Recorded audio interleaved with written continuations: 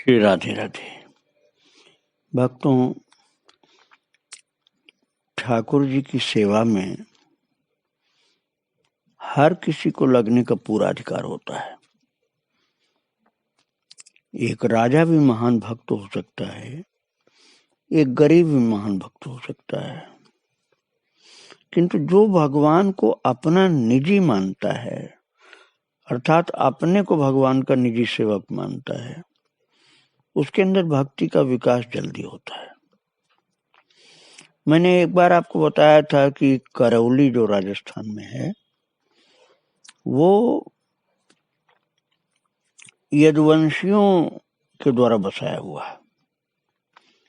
अर्थात भगवान श्री कृष्ण के वंशज लोग करौली को बसाए थे और वो यादव लोग ही वहां के राजा होते रहे हैं।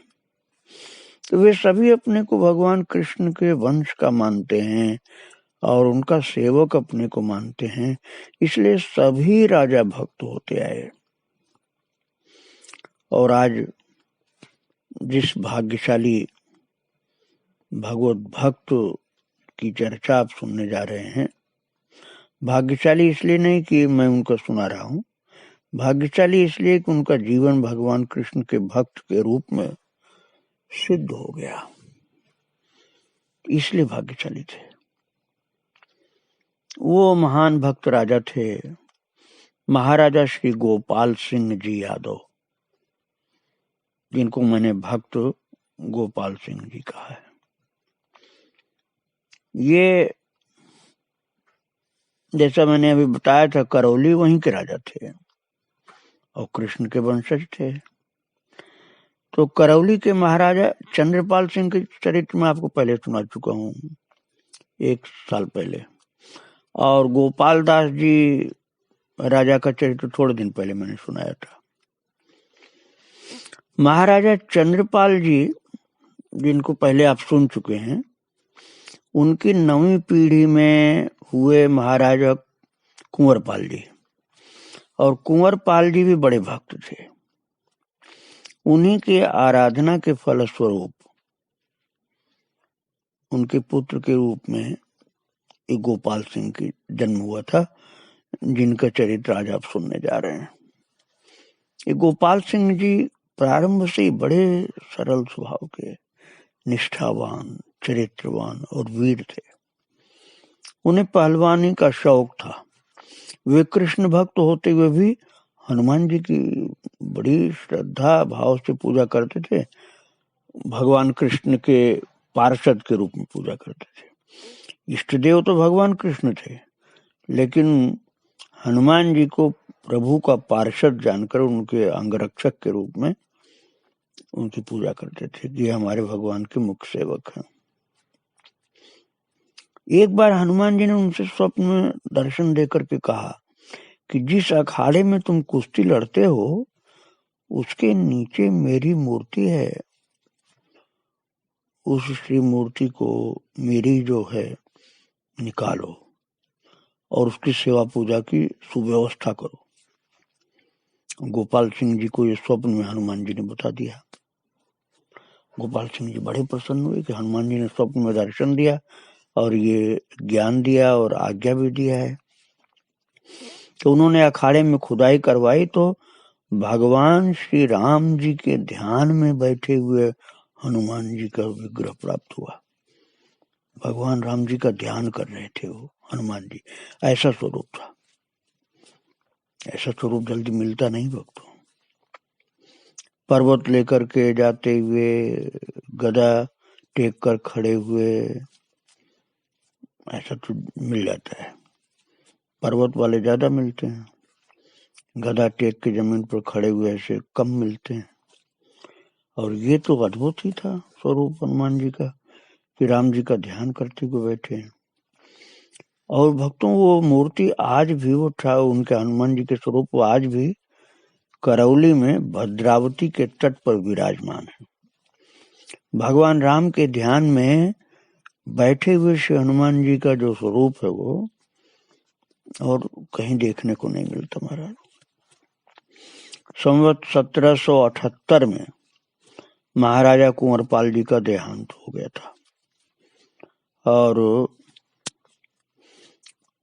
तब उनके पुत्र गोपाल सिंह जी गद्दी पर बैठे, पर वे उस समय बालिग नहीं थे महाराज, नाबालिग थे, कम उम्र के थे।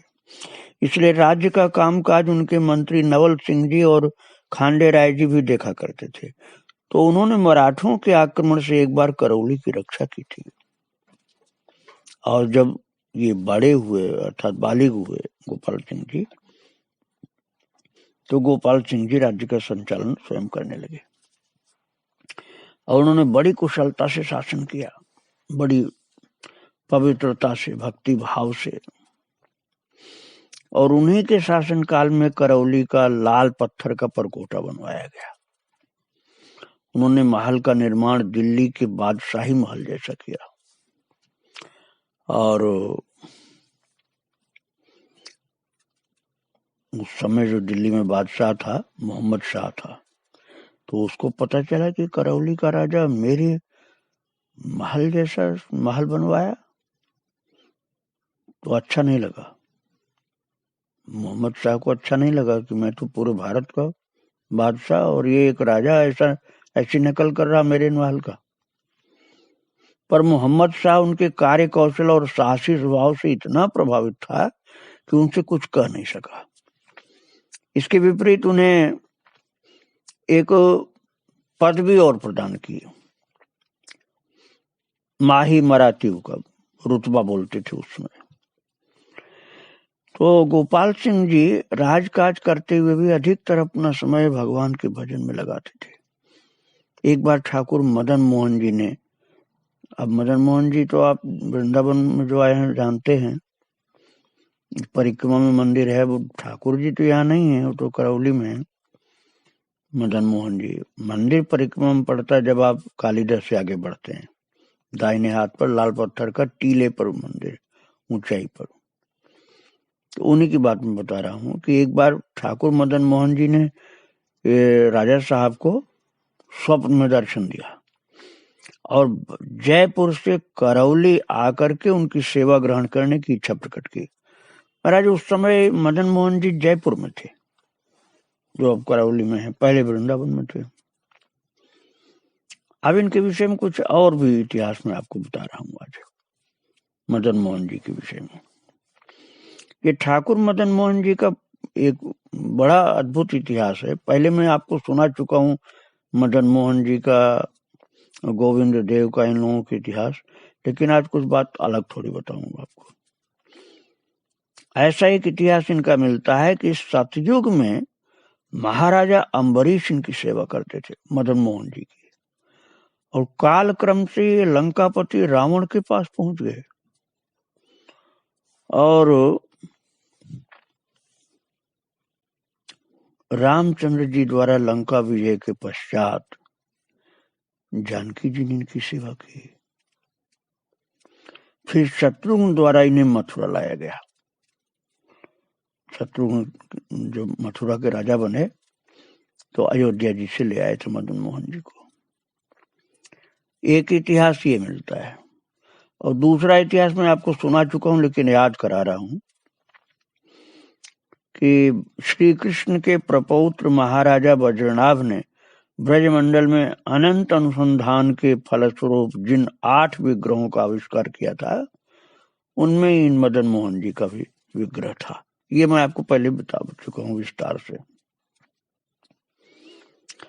और बहुत दिन बाद श्री अद्वैताचार्य जी ने आदित्य टीला के भूगर्भ में इनका उद्धार करके, अर्थात प्राप्ति इनकी करके, मथुरा के चौबे परिवार को इनकी सेवा का भार दिया, और चौबे परिवार के सौजन्य से ये सनातन गोस्वामी को प्राप्त हुए, और सनातन गोस्वामी ने श्री वृंदावन धाम में इनका भव्य मंदिर बनवाया, जो मैंने अभी बताया था कि लाल पत्थर का मंदिर है, और सेवा पूजा की सुंदर व्यवस्था की।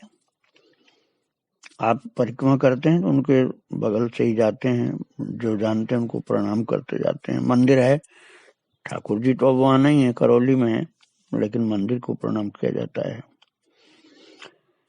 और दूसरा स्वरूप विराजमान किया गया वहां पर। तो औरंगजेब के समय उसके आक्रमण के भय से कि ये औरंगजेब कहीं नुकसान न कर दे मंदिर का, इस कारण से उन्हें पहले कामवन में पहुंचाए। कामवन में तो काम्यक वन, जिसे कामा कहा जाता है आजकल। आप ब्रज में घूमे हैं तो आप जानते होंगे कामा, तो वहां पहले पहुंचाया गया वृंदावन से, और उसके बाद कामा से उनको जयपुर ले जाया गया। अब जिन राजा की मैं बात आपको सुना रहा हूँ, गोपाल सिंह जी की बात, उनके जमाने में वो जयपुर में थे। और अब गोपाल सिंह राजा को भगवान मदन मोहन ने स्वप्न में दर्शन दिया और कहा कि जयपुर से करौली लाकर की मेरी सेवा करो, ऐसी मेरी इच्छा हो रही। तो भगवान अपनी सेवा इन राजा से लेने के लिए ललक पड़े कि राजा बहुत भक्त है मेरा, ये मेरी सेवा करे। ऐसे ठाकुर जी के मन में आ गया। इस प्रकार मदन मोहन जी जगह जगह घूमते रहे महाराज। मैंने आपको सुनाया ना, कहाँ कहाँ तो घूमते रहे। तो अब ये यदि आप वो लंका वाला इतिहास, राम जी का, वो दो इतिहास हो गया ना। एक इतिहास तो मैंने ये बताया कि सतयुग में अम्बरीश जी सेवा किए, फिर रावण के यहाँ कालक्रम से पहुंचे, फिर वहां से लंका विजय के बाद सीताराम जी इनको ले गए अयोध्या जी। अयोध्या जी से इनको शत्रुघ्न जी मथुरा लाए, जब मथुरा में राजा बने।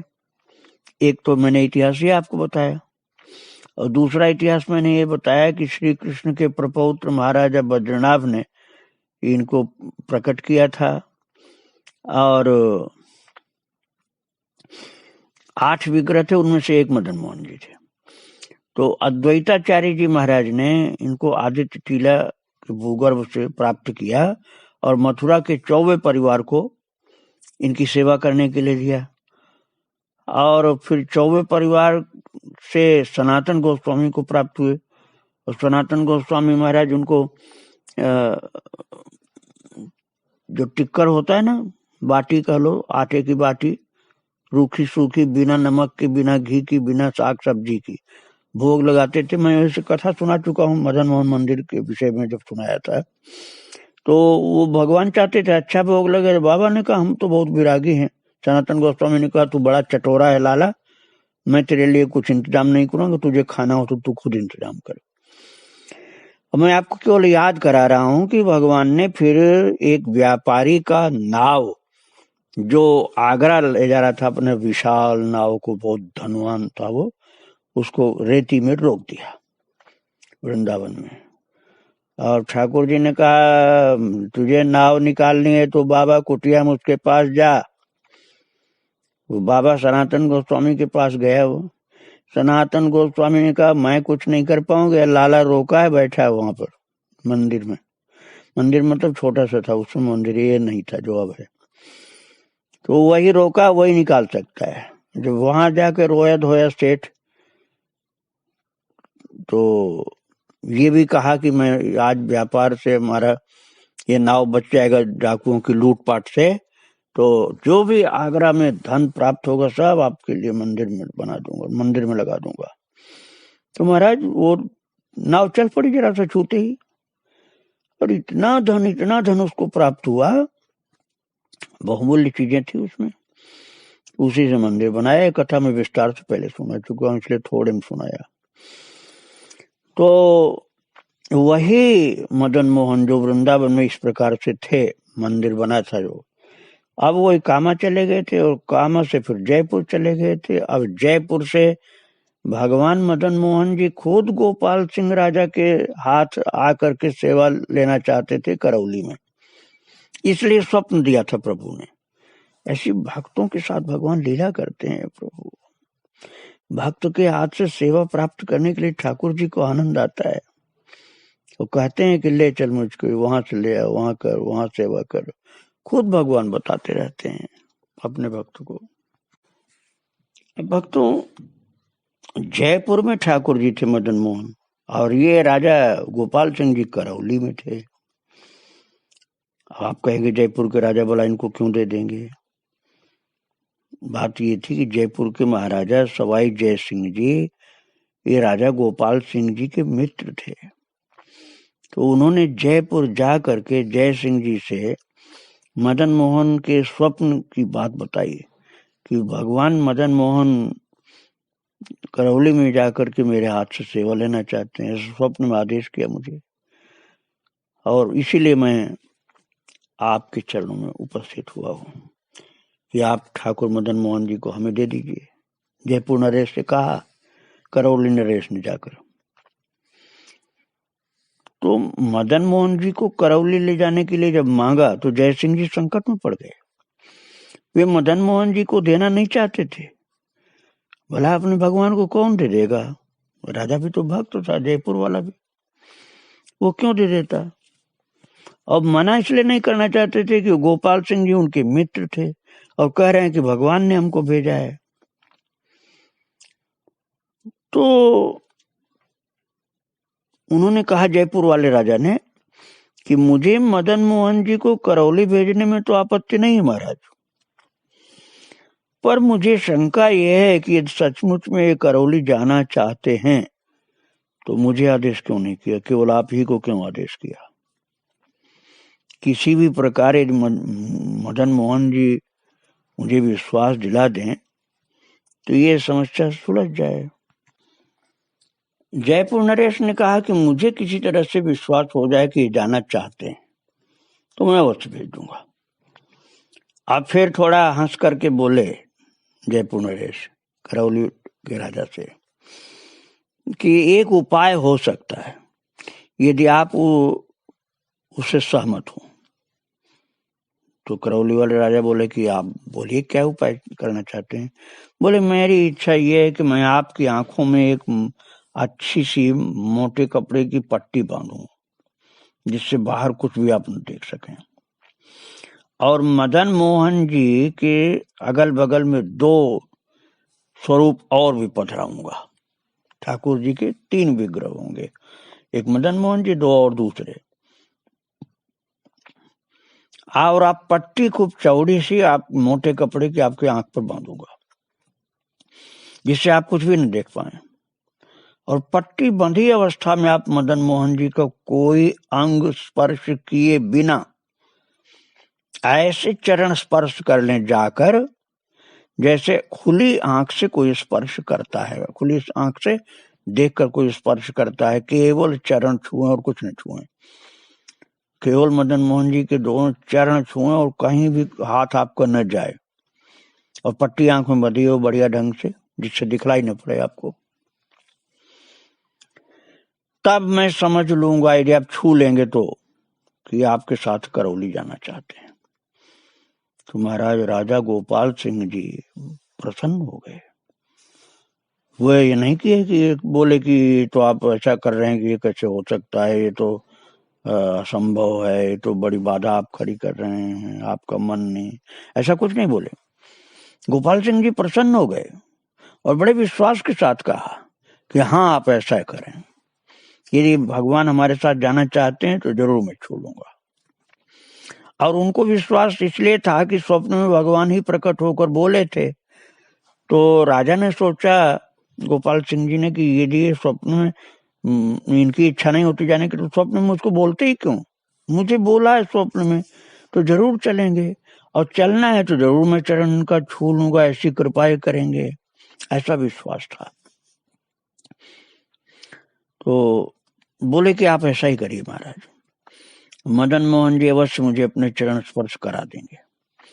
जय सिंह जी ने ऐसा ही किया, जयपुर वाले, और वे जान रहे थे कि आंखों से पट्टी बढ़िया सी चौड़ी सी मोटे कपड़े की बंधी होने पर गोपाल सिंह जी मदन मोहन जी के चरण स्पर्श तो करना दूर रहा, मैं तो दूर बैठाऊंगा, कोई पास में तो बैठाऊंगा नहीं भगवान के, काफी दूर बैठाऊंगा, तो ये चल करके जाएंगे तो 3 स्वरूपों में से पता नहीं किसको छुएंगे,